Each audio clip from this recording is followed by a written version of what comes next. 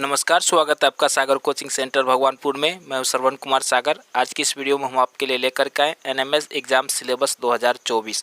तो इस वीडियो में हम देखेंगे कि एनएमएस एग्ज़ाम में कौन कौन चैप्टर से कितने प्रश्न पूछे जाते हैं और इसकी तैयारी आपको कैसे करनी है।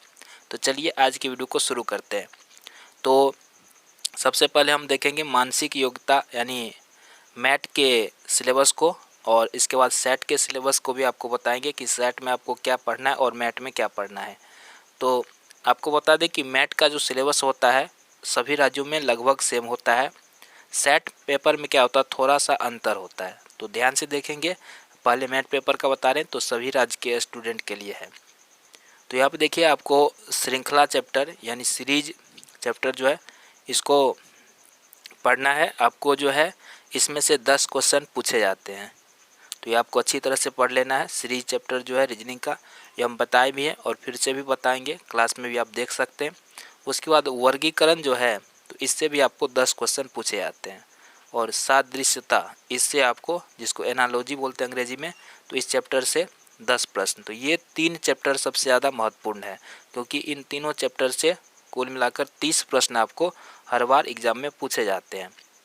इसके बाद अगला जो चैप्टर है कोडिंग डिकोडिंग, इससे आपको 5 प्रश्न पूछे जाते हैं। ठीक है, इसमें 5 ही प्रश्न पूछे जाते हैं, तो 5 प्रश्न भी काफ़ी मायने रखता है एग्ज़ाम पास करने के लिए। तो इसको भी आपको पढ़ना है, इससे 5 प्रश्न आपको आएंगे।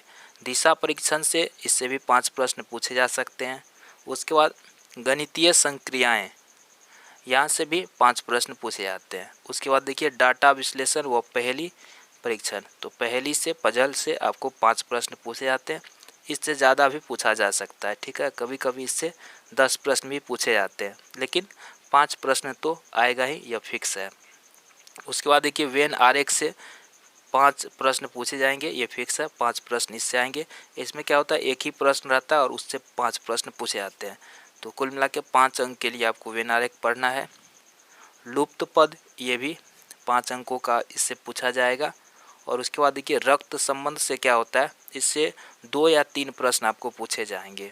ठीक है, रक्त संबंध को भी आपको पढ़ना है। 2-3 प्रश्न इससे निश्चित रूप से पूछे जाते हैं। घन और पासा से क्या होता है, प्रश्न पूछे भी जाते हैं, कभी कभी नहीं भी पूछे जाते हैं।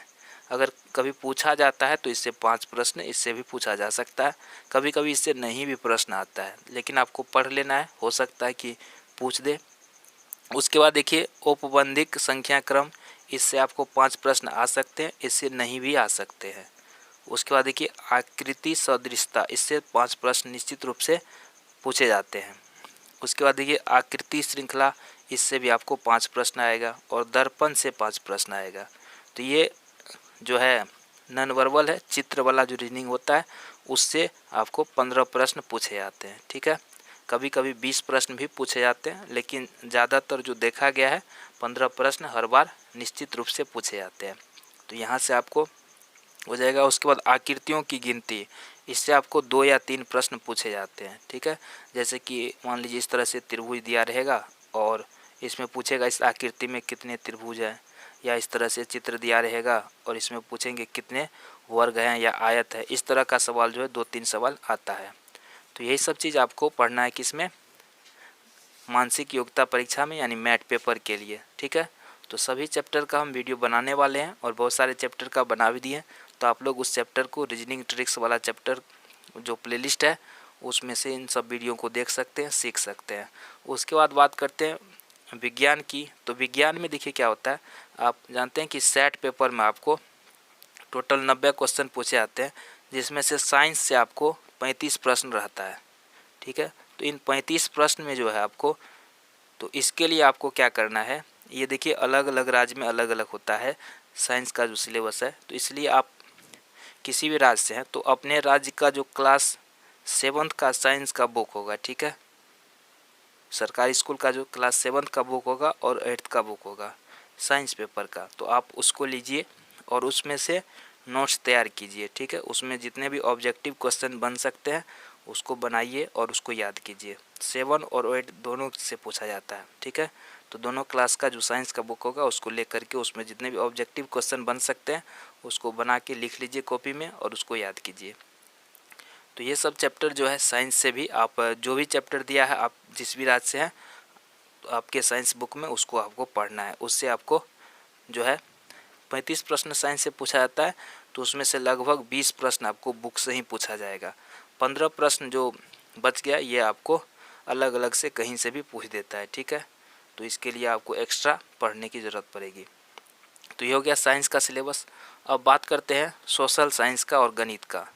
तो सोशल साइंस में क्या होता है, देखिए कि ये भी आपको इसकी तैयारी के लिए भी आपको क्लास 7th का जो, ठीक है, क्लास 7th का सोशल साइंस है, यानी कि भूगोल, इतिहास और नागरिक शास्त्र है, और क्लास 8 का दोनों ले लीजिए। जितना ऑब्जेक्टिव क्वेश्चन उससे बन सकता है उसको बनाइए और उसमें से क्वेश्चन याद कीजिए। तो इसमें भी सोशल साइंस में 35 प्रश्न पूछे जाते हैं, तो 20 प्रश्न आपको क्लास 7th और 8 के बुक से आएगा, और 15 क्वेश्चन जो बच गया वो इधर उधर से पूछ देता है। तो उसके लिए आपको एक्स्ट्रा पढ़ने की ज़रूरत है, लाइव क्लास करने की ज़रूरत है, ठीक है। बाकी प्रीवियस ईयर क्वेश्चन पेपर में से, मॉडल पेपर में से, इस सब में से भी आपको पढ़ने की ज़रूरत पड़ेगी। तो इसके लिए आपको बता दिए कैसे तैयारी करनी है। तो यहाँ पर सोशल साइंस का सिलेबस अलग अलग राज्य में अलग अलग होता है, तो आप अपने राज्य के हिसाब से जो आपके बुक में है क्लास 7th और 8 के बुक में उसको पढ़ सकते हैं। अब बात करते हैं गणित के सिलेबस का। तो गणित का सभी राज्य में लगभग सेम होता है, ठीक है। गणित में तो वही सवाल हर जगह होता है। तो इसके लिए आप परिमेय संख्या जो है इसको पढ़ लीजिए, वर्ग एवं वर्गमूल को पढ़ लीजिए।